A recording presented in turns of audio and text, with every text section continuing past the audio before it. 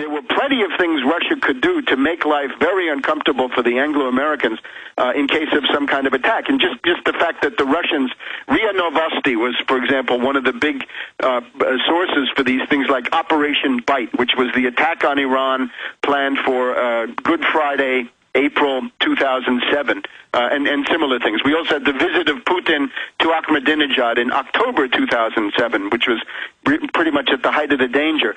So there was a deterrent effect by having a strong leader like Putin in power. Now you have Medvedev, Putin. This is no longer functioning quite so well. Another big thing, Petraeus, the fact that the Obama counterinsurgency around McChrystal failed, and now we've got Petraeus, Bush's general, the king of the neocons, the probable neocon candidate for president in 2012. His power has become immense in the bureaucracy. And if you look at the literature, you'll see that the Central Command under Petraeus planned an attack on Iran to the point where they now consider this plan to be mature, right? If you read this essay that I've written, people say, yes, the CENTCOM has now put it all together. We didn't really have a plan in the past, but now we have it because CENTCOM did it. And, of course, they did it during the time that Petraeus was there. So the strengthening of the neocons with Petraeus, this tremendous weakness of the Anglo-Americans because of the bankruptcy of the dollar and, therefore, their desire, really, for some kind of an event in the Middle East like 1973, the failure of this green revolution. There's also another thing, which is that Hezbollah has been acquiring some rather sophisticated missiles. They've got this thing called the M600, I believe it is, which is something like 300 kilometers, but it has a guidance system, right? The missiles that Hezbollah was using in the 2006 Lebanon war, they were essentially Russian World War II. Why on earth would Hezbollah start another war and elicit an Israeli attack? Well, they wouldn't. This is part of a deterrent system. In other words, you can think of Hezbollah as a kind of an aircraft carrier for Iran close to the Israeli border, and they're able to deliver this deterrent. In other words, there's already a situation of conventional deterrent. So Iran has pushed ahead with an array of 4 or 5 new medium-range and intermediate-range ballistic missiles, the Shahabs and others, right? We could go through the names, but they're there.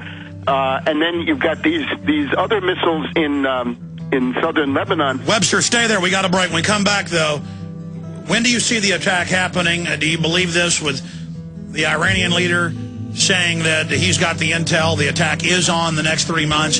What's the second country he's saying is going to be attacked? Is it Lebanon or is it Syria? Stay with us, Webster Griffin Tarpley. Our last segment with Webster, and we've got his excellent articles up at Infowars.com and PrisonPlanet.com, like this one. China surpasses U.S. in energy consumption, while the Malthusian crackpots of the Obama regime fiddle with cap and trade. That's at Tarpley.net. Webster, do you agree with Ahmadinejad that it is green-lighted, it will happen in the next 3 months, or is he being made to believe that? Is there any way to avert this? When is the attack on Iran coming, and what will the aftermath be? Well, I'm not sure when he said this, but depending on when he said it, he might be agreeing with me, because in this article that I put up Thursday of last week... He said it yesterday in Press TV. I speculated saying, look, I don't have any specific information, but the one thing you know about these attacks is that they tend to occur in the dark of the moon, right? The new moon, when there's no moonlight, because of the way that these stealth cruise missiles and planes, if you can see them, you can hit them, but if you can't see them, then it's very, very hard. And the timetable of the new moon for the coming 3 months, August 10th, September 8th, October 7th. This I write at the end of that piece on Iran. I found an article by Arnaud de Borchgrave, an old adversary of mine, used to work for UPI, now works for Newsmax, and he says Obama would like to have 3 wars, and if he has 3 wars, he can have 2 houses of Congress still under his control, which seems to be suggesting an October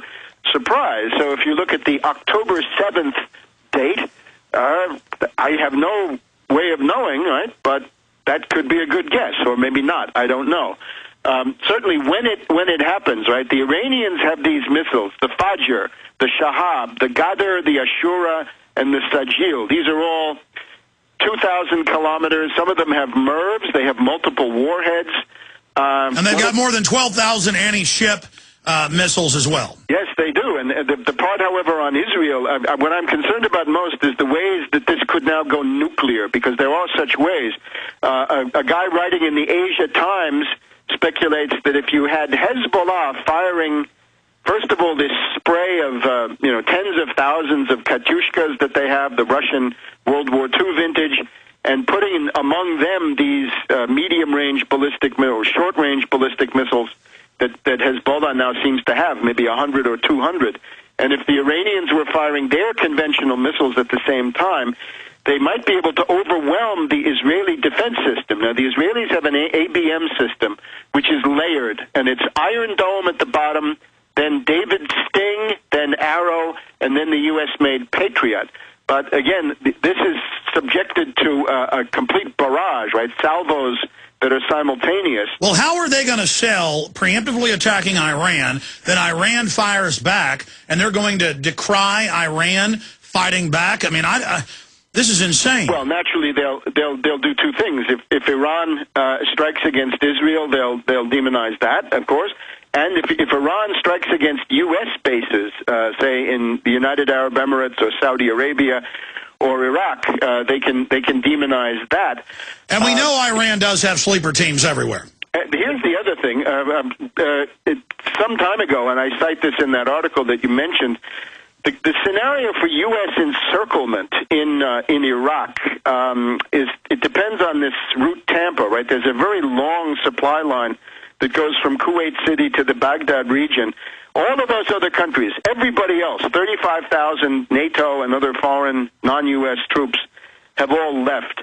If you had a decisive effort by the Iranians together with Muqtada Sadr of the Mahdi army to cut route Tampa, to cut that supply line, that could become very critical.